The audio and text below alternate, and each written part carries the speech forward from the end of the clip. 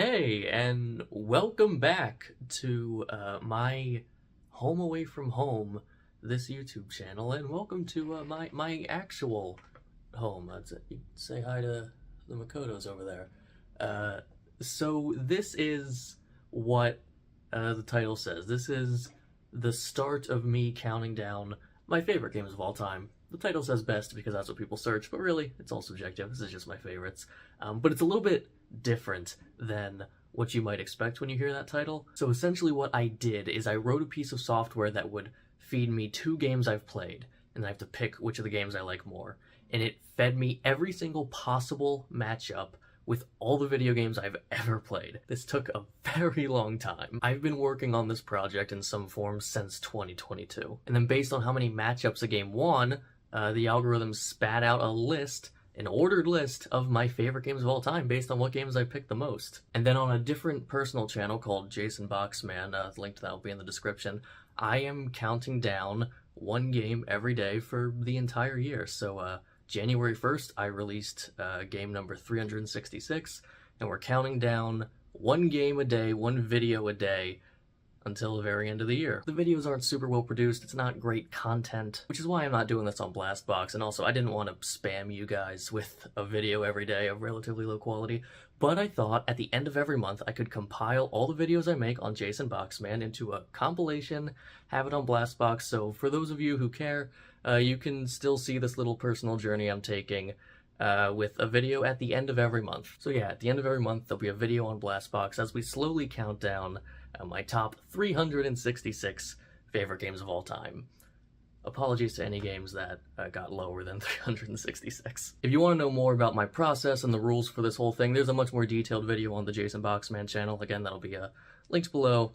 And for anyone who cares enough about me and this channel to watch, thanks. This project means a lot to me, and I hope you have some amount of fun watching it. Yeah! Thanks for coming. I hope you all enjoy.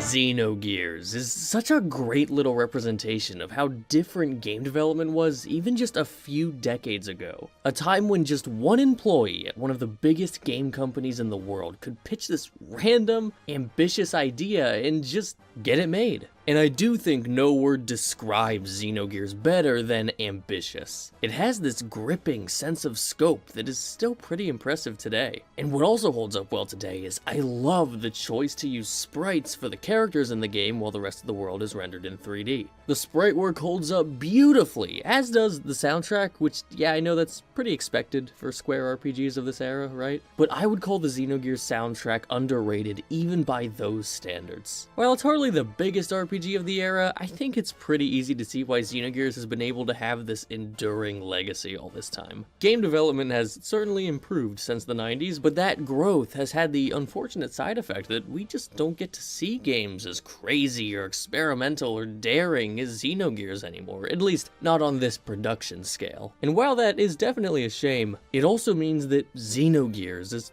probably going to be able to endure as this special little game for decades to come.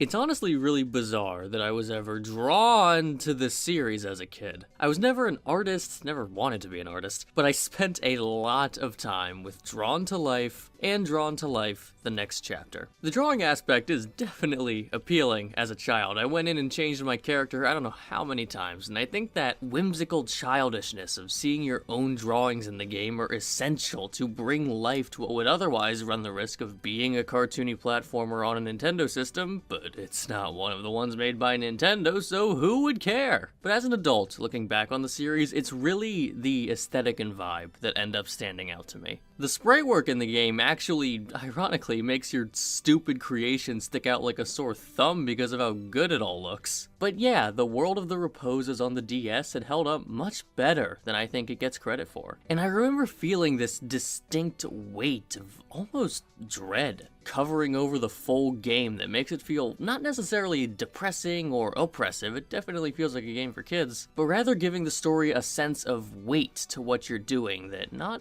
all games like this achieve. At least that's how it felt in the mind of an, at the time, 10-year-old. or I'm letting my memory of the ending completely override my experience with the rest of the game because, good lord, that ending definitely altered the brain chemistry of 10-year-old Jason somehow. I just don't know how yet. I'll just have to get back to you all after the therapy. I don't think that fans of superhero games appreciate enough that we have a full-on Marvel Civil War video game, with all the bells and whistles allowing you to side with either Captain America or Iron Man, leading to two completely separate campaigns. It has all that stuff you would want. The Marvel Universe feels so vast and rich in the Ultimate Alliance games. It really feels like this massive, expansive world that you're just peeking into for a short period of time for this game. When I play these games, it feels like there's so much context and nuance and lore that I'm simply ignorant to. But it doesn't make me feel lost. It doesn't feel like I'm missing something. It just gives the game an enthralling sense of scope. Exploring this roster of characters and what their powers are capable of doing is exciting. Conversing with all the heroes, even the non-playable heroes, to learn about their points of view, their thoughts on the evolving conflict is really intriguing. And, huge bias incoming here, but bonus points for randomly letting me play as a couple of Spider-Man's greatest villains in a game where you clearly should be playing as heroes. Though negative bonus points for taking away the Carnage DLC before I could buy it. I was upset about that for years. Maybe I'm still a little upset about it. What's not to love about Shuffle Puck Cafe? It's a single-player air hockey game with a delightfully 80s space aesthetic, a great cast of characters who are as unique visually as they are mechanically, and controls that hold up way better than most games from their time. It's engaging, it's challenging, it's vibrant, it's just full of life. The variety in the approach that your opponents will take to defeat you is truly astonishing for a first attempt at an air hockey game. They really stretch the idea far. There's really not much else to say other than play it if you get the chance. I can practically guarantee that you'll enjoy it. The first Legend of Zelda was also my first Legend of Zelda, though it certainly wasn't the first one I beat. Obviously, being an old NES game, the controls and mechanics are so simple. One button for one sword attack, one button to use your item. Actually, a lot of Zelda games still work like that. But what's wonderful about the original is that mechanical simplicity allows the real star of the show to shine, the adventure. More than the vast majority of games before or since, you are free to run around wherever you want and just figure stuff out. I've played this game a lot, but I certainly do not commit all of its fine details to memory, so every time I turn it on again, I basically get to have an adventure all over again. An adventure with no guardrails, no guidance or protection in place. It's just me against a cruel, cryptic world without any of those cumbersome modern game design tactics, where the developers try to subtly guide you from behind the scenes. If you want to beat Ganon, you are going to earn it. By yourself, by your own merit and wit.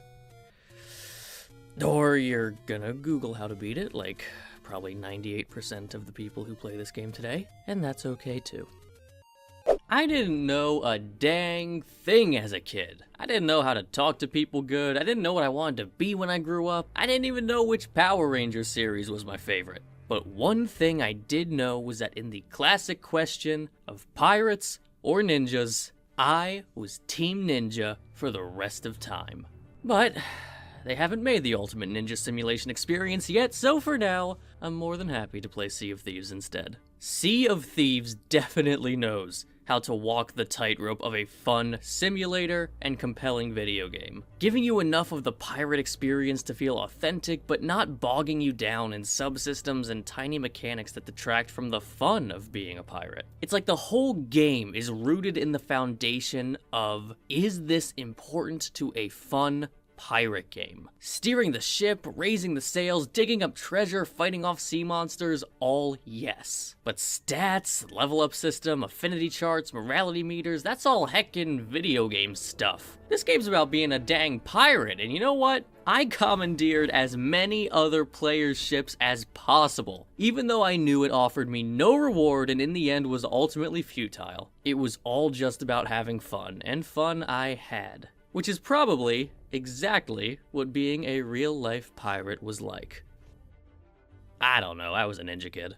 Friday Night Funkin' is certainly not a long game, but it packs so many great moments into something that you can beat in under an hour. I've grown to really like rhythm games more and more with age, and giving it that extra context of essentially being rap battles, I think, can't actually really tell, makes the package of this game really compelling to me, not to mention unique for the genre. I did grow up in an era where the Newgrounds art style does carry a good amount of nostalgia for me, so that certainly doesn't hurt. To be honest, I am not very good at this game. I'd call myself terrible, in fact. But with how often this game is throwing new, exciting ideas at you, how often it surprises you, with a wonderfully distinct soundtrack that I do find myself wanting to revisit, it creates a game that I ultimately find myself wanting to revisit every now and again. I truly hope that we haven't seen the last of it.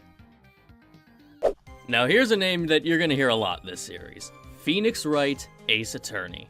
Trials and Tribulations for our current game. This is a series that's in the double digits now as far as entries go, and so it's really cool to see that even just by the third game in the franchise, the developers were well aware that in order for these games to succeed, they need to find new, fun ways to present their stories. They need to be unique. They need to stand out. And Trials and Tribulations does this so successfully and so often. Many cases in this game stand as some of the most unique in the series, and they're very memorable because of that. The characters are fun. Many of the longtime characters get such fulfilling moments, and it's really clear that they wanted to give this game the weight of a final installment. Pretty daring in a world where, you know, final installments don't really exist anymore. Luckily, I think it can be argued that Phoenix Wright Trials and Tribulations works even better as an ending for a part 1 of an even greater story. A pivotal turning point that I find myself thinking back to very often. Now, I'm not always a sucker for novelty, but sometimes I am a sucker for novelty. Look at this. Look at how cool this is. You want to go play Window Frame right now, I can already tell. And you can. It's on itch.io, support the creator if you can. You could beat it in like half an hour. As if it wasn't cool enough that the window frame just moves with the game, but you, the player, manipulate the window frame to your advantage to successfully platform around and puzzle solve. It's intelligently designed based on a great premise and doesn't want to steal away too much of your time. What's not to like? Even if I honestly think I totally could have gone for like a full 8 hours of this. I know there's even more to explore with this idea, and I'd love to see it.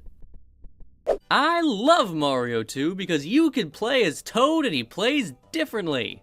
That was a lot rarer when I was a kid. When you take into account just how much this game added over the original Super Mario Bros., 4 playable characters, picking things up, vertical level design, so many new bosses, the game feels so much bigger than the first, so much more sprawling, with so much more to do. I bet there's still a lot about this game that even I don't know yet, and I'm like really smart. What's even better than that scope is how weird it is. Virtually nothing from the first game is reused here. I know, most of this can be chalked up to Mario 2 being a reskin of another game, Doki Doki Panic, but who cares? It's Mario 2 now, and I'm really glad it is, because the impact it's had on the larger Mario series is frankly incredible. Mario would not even be remotely the same without Super Mario Bros. 2, which is a perfect segue for me to say please put Pokey in Smash Bros. This is an honest request. Look at how many things Pokey's can do. He's earned it. He's done his time. I'll accept Mario Kart as an alternative. That's my final offer. Just think about it, Miyamoto. You can get back to me. A game that you control with your eyes and blinks. That idea alone captivated most people who wanted to play before your eyes, but man, why the story have to be like that? The technology is so impressive, especially with how accessible it is. The game is this wonderfully designed little experience you can have in one sitting. It was all right there. Why? Why'd you have to make it a crying game too? A game that's controlled by blinking that makes you cry.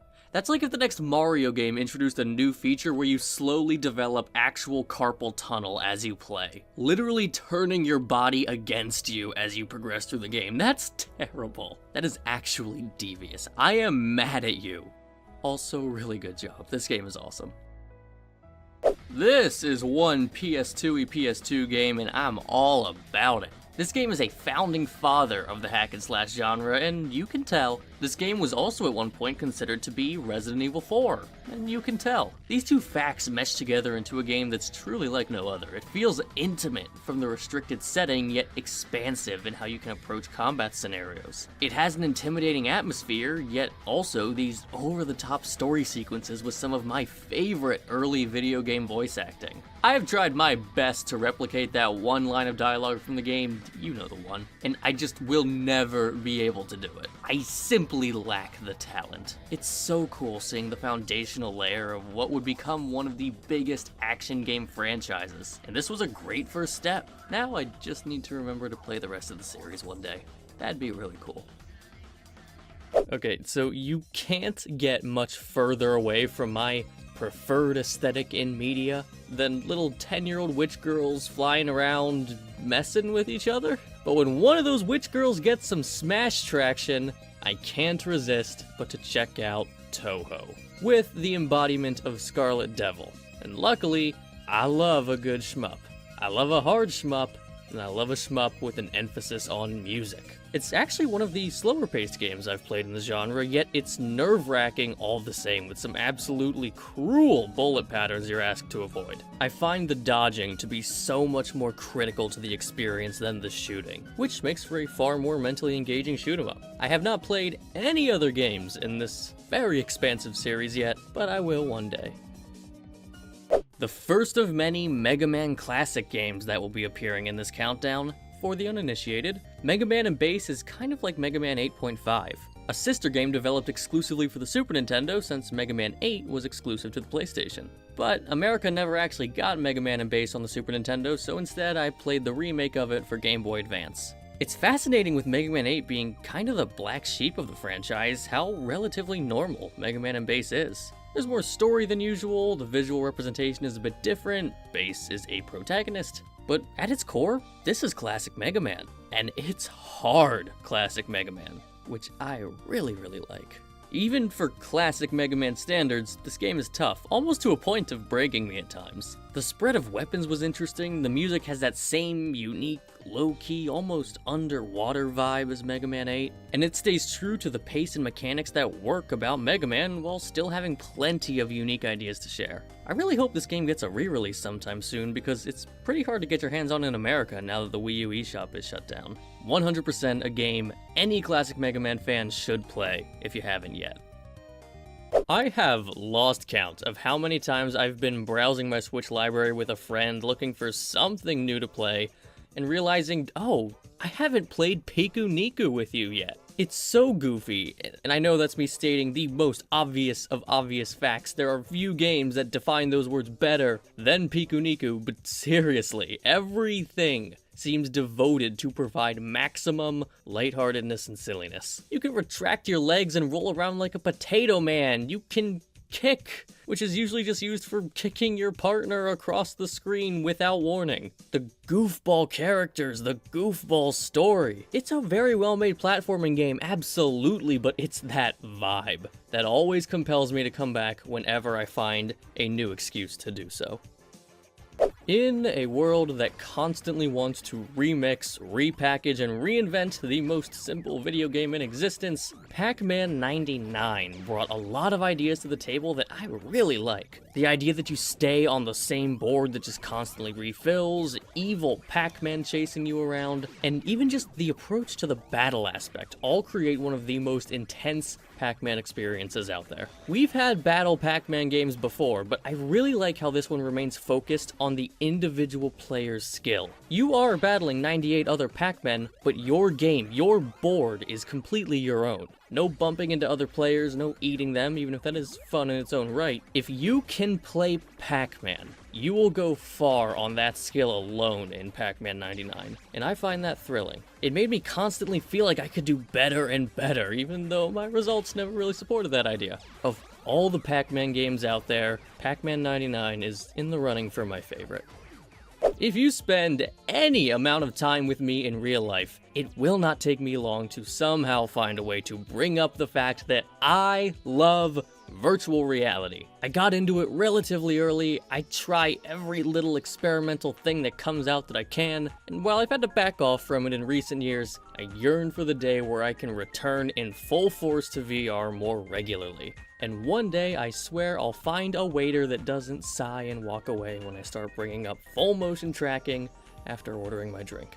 But this means I have a lot of weird, crazy, tech demo-y VR games under my belt, with one of my favorites being Accounting Plus. This game is super basic as far as VR functionality goes. That was true even way back when I played it. But the constant variety in situations, aesthetics, gameplay offerings, and humor makes it one that I often show to people when friends just want to try out VR for a bit. It helps a lot that it's so short. A lot of games around these numbers have been super short but super well-designed experiences, huh? But regardless, Accounting Plus was a great exploration of how players can interact with the world in a VR space. And if you find a chance to play it, I can't really think of much reason not to. Unless you're a kid, of course. That's probably important to clarify.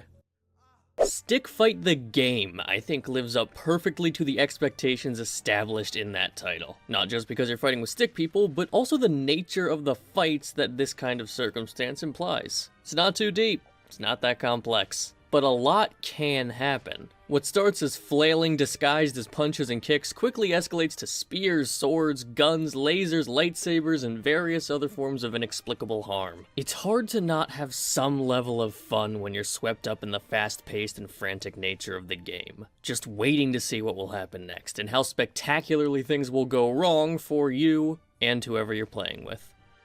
Few light gun games attracted the eye of child Jason at an arcade more than Terminator Salvation, a movie that I know nothing about. The game feels so large-scale, so hectic. Your weapon feels so powerful. The physical gun actually kicks a little bit on the 20% of arcade cabinets where that feature isn't broken or disabled. Terminator Salvation is a fairly modern shooter game, which for an arcade means you don't get a ton of playtime before it asks you for another $1, no matter how good you get at it. But because of how much adrenaline it pumps you with, it feels worth it to me. I honestly don't feel like I'm getting better at this game the more I play it, but I always feel like I've gotten my money's worth. And at the risk of sounding more cynical, newer light gun games rarely give me that feeling. Gibbon Beyond the Trees delivers a beautiful message about the unjust treatment of gibbons and their natural homes. It's a very important message, one that I simply can't ignore, as it is largely the point of this game. But I don't make videos about being a good person to animals, I make videos about gosh dang video games. And swinging through the trees with your big strong monkey arms is gosh dang fun. Gibbon has a fluidity and momentum that most platformers dream of achieving, with a brilliant gameplay loop of gaining height so that you can use gravity to go faster. And when you're doing it well, you really feel it. And when you suck, you also really feel it. The game is super smart about making sure that you're rarely ever not moving. Even as the plot unfolds, even as the environments change drastically, you're held in that oh so desirable flow state from start to finish, making the game kinda perfect from a certain point of view. Oh, you think you're a fan of role-playing games?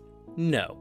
Don't even try to tell me that you're a fan of RPGs if you haven't even played Candy Box. This is only 60% a joke. It starts as a simple game of watching your candy go up when suddenly a dashing stranger shows up looking to sell you something, and the escalation from there is just so enjoyable. Seeing how far this ASCII art game is willing to go to add new ideas and mechanics is half the fun. And while maybe referring to it as an RPG is a bit of a stretch, I'm not kidding when I say that I think even more core gamers will get something out of Candy Box. I think you'll find yourself struggling to beat it more than you might expect. It's the only Star Fox I've finished, but man, the original Star Fox is still super fun. The formula's all here. It's high energy, it's colorful, it's bombastic. There's pretty much always something on your screen to capture your attention, between an enemy you really want to take out, or an obstacle you really need to dodge, or a teammate doing something off in the distance. It's a very cinematic game for looking like it's made out of 1980s arcade rug, and I don't think it really demands much expounding. It's fun to fly around spaceships and blow things up with a relatively simple control scheme. I think it says a lot that like half of the Star Fox series consists of just remakes of this game. This has to go down in history as one of the biggest visual upgrades in a remake ever, yeah? Why on earth you calling it Ducktales Remastered? Give yourself some credit here. It really looks like a straight-up Disney cartoon. I fear it might sound reductive to say that a lot of my enjoyment from this game comes from Scrooge McDuck's cane, but wow, using your cane as a pogo stick is a brilliant idea for an NES game. Using it as a golf club as well. I haven't played the NES version, but if it controls even close to how smoothly Remastered does, then Scrooge has to be in the running for the best controlling man on the NES. And his adventure is a breezy delight as a result. I also hate to be yet another guy who's gonna zero in on the insanely classic moon theme in this game, but I really like it. Sometimes public consensus just nails it, you know? Local multiplayer in virtual reality is a gold mine. Keep Talking and Nobody Explodes takes such a logical approach. The person in VR can't see the real world, and the people in the real world can't see the VR. This makes it a game of communication, as everyone frantically tries to convey bomb diffusion information to the person in VR who's handling the bomb. The core of the game, what makes it fun, really doesn't take place inside the game at all. The fun is not pushing buttons on a bomb, the fun is the banter you have with the people you're doing it with. Laughing at the failures, getting frustrated at the missteps, the moment of relief when it all finally works out. Way too cheesy of a line for this segment incoming, but it's a game that brings people together. And there's not many things a game can accomplish better than that. A parody of a game I have not played, The Looker, is fantastic at pushing its core mechanic far in no time at all. The way it stretches your brain around the simple idea of drawing a line from start to finish is frankly inspiring as a game designer. It's such a well-executed project that feels both ambitious and humble. It feels intelligent and at the same time so gleefully stupid. The game feels like a good friend that's always happy to see you, but like a good friend, doesn't demand your attention unnecessarily. It's comfy, I guess, is a good word for it. Comfy and free, like all good friends should be. Give it a try if you can. It's a very pleasant yet low-stakes commitment, like any good friend should be. Getting casual gamers or even non-gamers hooked on more core gaming experiences is one of my favorite things to do, period. Just ever. I don't know why exactly, but I just get such a kick out of it, and far and away the game that I have had the most success with doing this so far is Persona 5. But just as common as this game's ability to hook people regardless of their background with games is the feeling of loss that comes from finishing it. And what's been even more surprising over the years is how common of an experience that is across the people I show this game to and just talking to other people who have played it. Which brings us to what we're actually talking about today, Persona 5 Dancing in Starlight. The game is really well made. While I do like a good rhythm game, dancing games specifically are not quite as much my thing. Dancing in general is not an art form I have much exposure to. But the rhythm mechanics are solid, the game has difficulty when you want it, I like a lot of the remixed Persona 5 music, and the dancing is good, I assume. I guess I shouldn't even try to be an authority on that. But what has made the game special for me on a personal level is that experience of showing someone this game after finishing the main Persona 5. It's literally why I bought this game. It's the perfect little package to support that fleeting feeling of longing. You have the music, you have the aesthetic, you have the characters. Arguably the things people like most about the Persona series, all in one condensed experience that doesn't take as long as the entire Infinity Saga of the MCU twice. But at the end of the day, it's still a really well-made rhythm game, on top of it being a great excuse to spend more time with probably the most beloved party in any JRPG. I was debating just now if I should say that because it sounds like a really big statement to make, but I honestly can't think of who the competition would be, so I'm running with it. I'm curious to see if I'll regret that statement later. What, when, where, why, and how are very important factors when it comes to what media you end up falling in love with. Something that actually the last entry on this list covered pretty well too. But anyone who says they just care about the quality of the media is, well, probably very young, so cut them some slack. Case in point, one day my dad took me to Best Buy and let me pick out a game for the 3DS as I was about to go on a trip with people who weren't my immediate family, which means I was probably having a lot of anxiety about it. The game I ended up choosing was Yoshis New Island, and playing that game on that trip is actually a really great memory for me. I like its art style. It's something I can't quite compare to anything else and has always stood out to me as a result. I like the music. I like that it's fully committed to being the cute little baby game soundtrack, and I was always excited to see what new instrument was going to get added to the overworld theme next. Mechanically, all of the Yoshi's Island staples are here, on top of the giant egg thing, and that was all I wanted. It's a cozy game for me. A kind of cozy that I honestly don't find very often. A dark room is part of a genre of games popularized by Cookie Clicker that the internet calls an incremental game? And that is definitely not what it was called at my school, but I can't remember for the life of me what it was called at my school, so a dark room is an incremental browser game that is far more engaging than the genre title suggests. But what sets it apart that leads me to like it so much is its vibe. A game like Cookie Clicker feels like you're climbing your way up to the top of confectionery wealth, whereas a dark room feels more like a desperate fight to just survive. It feels desolate, it feels dirty, it feels oppressive, it feels hopeless. And I'm saying all this about a game that's just text in your web browser. A dark room is a mood, and a mood you're not gonna see often in games this simple. It's very well done.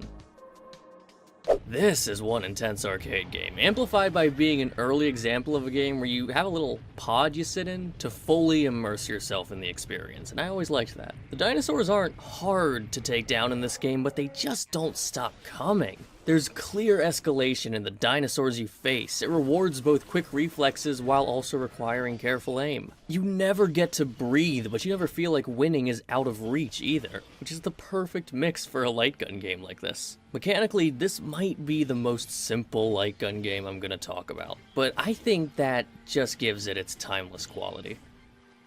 The Messenger might be the only example of what you could call a nostalgia bait game where I didn't play the original material in which it's based on. The inspiration is clear even if I can't appreciate all the minutiae of it, but what I can appreciate is how much this game stands out despite having those inspirations. Seriously, this game stands out in a way most of these kinds of throwback games just don't. It gets weird in more ways than one, which is not usually the kind of thing you're able to say about a 2D sprite-based action platformer. The mechanics are engaging and the presentation is appealing, but it was really about getting to each new moment that kept me playing. And there are a lot of moments from this game that have definitely stuck to the forefront of my mind ever since I played it. I have never not had fun playing Ball 3D. Don't let the look of this game fool you. This game is complex. The game is nuanced. Ball 3D's whole shtick is that it is far more accurate of a soccer simulator than most any other soccer game out there. You know, those games always have the ball magnetized to your character, they dribble automatically, your pass auto-aims. But that is not the Ball 3D way. You are completely on your own to finesse your way down the field or stumble over your own 2 feet even though you don't even have feet. And that's not even all. Ball 3D also has basketball, hockey, racing, darts, battle royale, and so much more. Whenever I start talking about Ball 3D, it always sounds like I'm just reading an ad for the game, but there's just so much appealing about it to convey. It's like $1 on Steam and goes on sale all the time. What are you waiting for? And there you have it, game number 366 to 336, the beginning of me counting down my favorite games of all time. Once again, if you want to keep up with the daily uploads, the link to Jason Boxman will be down below. But more than anything, those of you who cared enough to watch this whole thing, especially to the end, I appreciate the heck out of it, I really do. I'll see you next month for another one of these, and I'll see you much sooner than that for whatever video releases after this. Love you guys.